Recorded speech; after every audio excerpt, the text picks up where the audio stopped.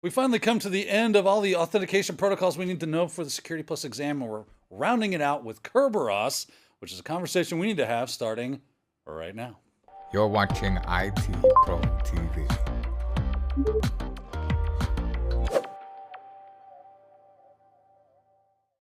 Welcome back to Security Plus here at IT Pro TV, where we are discussing a fun little thing called Kerberos, Kerberos, however you like to say it. It's a neat authentication protocol that we need to be aware of for the Security Plus exam. And Wes, this is probably saving the best for last kind of idea because it's a bit of a bear, if I'm not mistaken. It is. It definitely has multiple components, and we want to make you aware of those components. And again, remember the goal for the authentication protocols isn't just be able to like regurgitate definitions. We want you to kind of see where you would find something like this and where you would see it implemented, so that if they ask you, hey, where do we actually see this? Not just what it is. I mean, that's definitely going to be something that's important, but where would you see it in action? That's another one of the goals here. So let's go ahead and dive into what Kerberos is. Kerberos has been around for a little bit, and it was developed by MIT. Massachusetts Institute for Technology? Yeah. So it's an open source technology, and the implementations that we have available, the ones that we use today, are really under the same licensing like BSD, the Berkeley Software Development, if you're familiar with that Unix derivative. The other thing that I want you to be aware of it is it has replay protections in it. It is a time-sensitive authentication mechanism, which means that certain aspects of your computer have to synchronize time or this whole entire process will fail. So definitely keep that in mind. And I did tell you that where would we see this implemented? Well, today, and for a long time, actually since Windows 2000 when Active Directory came out, it's the default authentication mechanisms inside of Microsoft's Active Directory. I can tell you that time sensitivity aspect of it can wreak some havoc with you every now and then. Back when I worked as a support technician, every now and then someone would call up and say, I can't log in. And we'd be like, okay, the password is right. We know where you set it. And you would say, what does the clock say? Yes. Right? What does the clock say on your, and the clock could be skewed by X amount of time. As long as it was out of that range, it would not allow them to log in or authenticate or do anything because of that time sensitivity. So it was just a really interesting aspect that if you know about Kerberos, you could be able to troubleshoot some issues. Definitely. I've seen the same thing happen too, Dan, where you go to log into a Windows machine in a Windows domain. Again, it's the default for Active Directory, which is your Windows domain controller, where you would go to log in, you would enter your username and password, and you would get this little text box come across the screen that says, your computer's lost trust with the domain. What does that mean? It means exactly what Dan said. The computer's time synchronization is off with a component inside of Active Directory. And what happens is, because this is time sensitive, right? All right, which means time stamped. What ends up happening is that difference, if you will, basically says, hey, I don't know who you are, but I see what the time is and I see what you're presenting me. There's a problem here, and it actually kicks the whole entire computer off the domain, and then you have to rejoin the domain and it syncs back up with the domain controller. So it is definitely something to be aware of, and I like the fact that going out the gate here, you've already found a way that you can troubleshoot if you are in a Windows Active Directory domain and for whatever reason, passwords aren't being authenticated or your machine's lost its trust. It's probably because of that time sensitivity. Now, let's go ahead and talk a little bit about the process, the Kerberos process, just in general, the components, I should say. I'm sorry. You have what's known as an authentication server, sometimes just abbreviated AS. You got enough acronyms here, especially when we talked about the authentication protocol. So we'll just say an authentication server.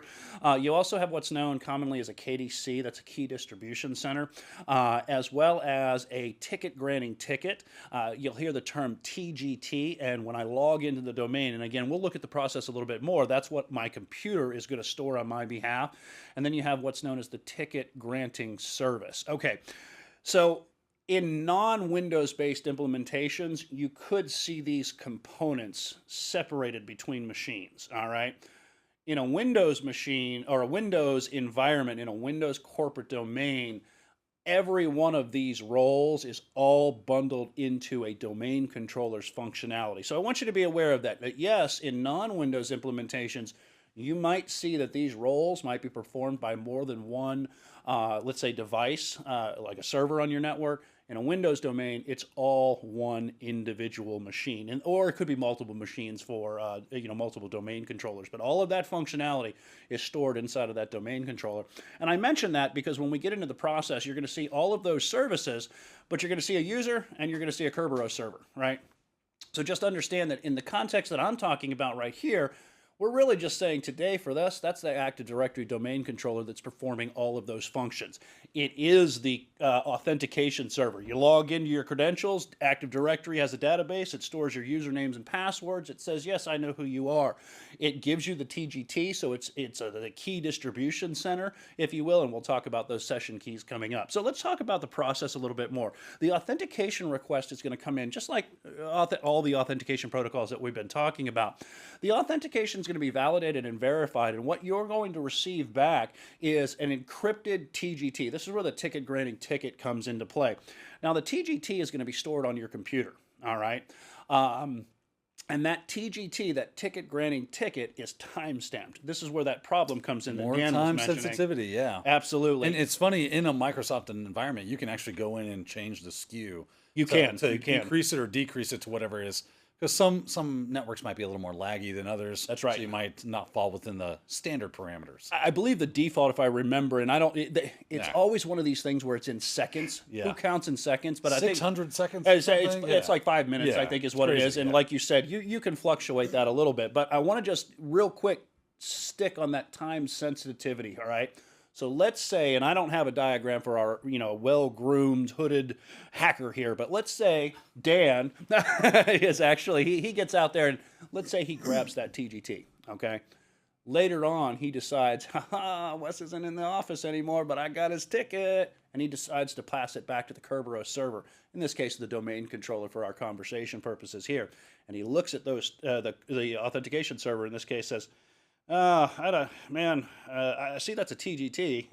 It was from me, but that was issued 4 hours ago. Yeah. Throws it out. It doesn't happen. It doesn't. And in fact, this can happen to your end users, just like Dan said. I'm trying to log in. What happened? Well, your computer might have a little bit of time skew what happened, and now your computer's no longer trusted by the domain, and it's done. It's a fail, we would say fail closed, right? Not fail open, fail closed. I'm going to kick you out, and you need to fix this before I'm ever going to let you back into the network. Now, once the TGT is stored, anytime we go to access a resource, all right, the ticket granting ticket is going to be sent back to the ticket granting service. All right, again, the component's built into the domain controller, right? And the name of the resource that we want to access. Let's say it's a file server out there. You could just generically call it a resource server.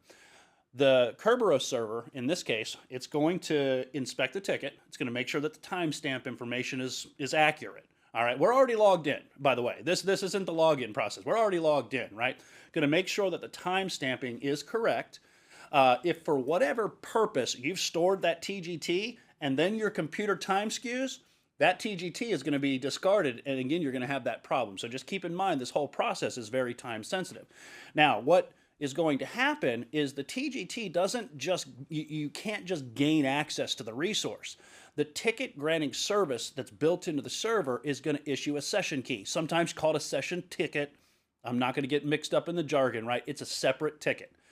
The ticket itself is then stored and then sent over to the resource server. So notice that you have two tickets here. I have the TGT that's stored, and when I go to access a resource, let's say I browse to a share on the network, right? Well, behind the scenes, what's happening is you're passing back that TGT to the Kerberos server, inspecting the TGT, and says, okay, it's valid. Let me give you another ticket that I can then send back to you, and you can use that to basically gain access to your resource. Now, there's a trust, all right? We talk about domains being a trust relationship, right? That resource server doesn't talk to the Kerberos server. It doesn't say, hey, Kerberos server, did you give me this ticket? Or did you issue this ticket? There's already that trust there. So when the session key is received, it's transparent. You just gain access. So that's a little bit about how the process inside of Kerberos works. I know there's a lot of moving parts here, but if you can remember those four different components in there, where you would see it, where do you see it implemented, you should be doing good for your Security Plus exam. Yeah, the whole idea of those tickets being important is something that a threat actor is just drooling over. If they can grant themselves what they call a golden ticket, then they've got access to the system for as long as they want because, as Wes said, the resources aren't checking back in to the actual server itself. So be on the lookout for that. But Kerberos, yeah, I think you did a fine job there, Wes, of helping us work our way through that because there's a lot of shucking and jiving going on in a Kerberos authentication protocol. So you want to be aware of how that works. If you're at all confused, just rewatch. And hey, guess what? You're in good company. We all went through the fire and flames of learning about Kerberos, right, Wes? Yeah, definitely. You know, there's one last thing I do want to mention for the exam because we're in a security context. And Dan and I were just talking about this. We're talking about ports. And Dan does pen testing, cybersecurity analysis and stuff. And he said, hey, when I need to figure out, you know, I just did a scan against this computer. It's going to return me a whole bunch of ports, right? I need to be able to identify those ports. And even just for a security admin purpose, I want you to remember that the default Kerberos port, and I didn't think about it just now, is port 88. So just keep that in mind. Great information. Thank you so much, Wes, and thank you, good folks, for watching.